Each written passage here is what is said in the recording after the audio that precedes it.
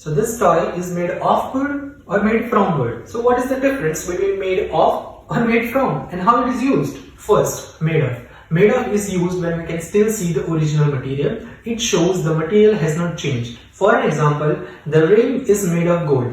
We can say that the glance of gold can be easily seen in the ring. Another example can be as the house is made of stone. Now let us understand what is the made from.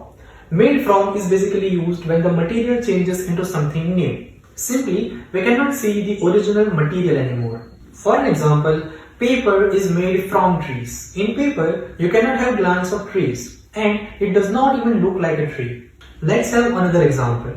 Wine is made from grapes. Can you see the grapes in wine? No, because the original material has changed into something new. Now, let's get back to this picture again. I hope now you can answer this question very easily with the understanding of made from and made of.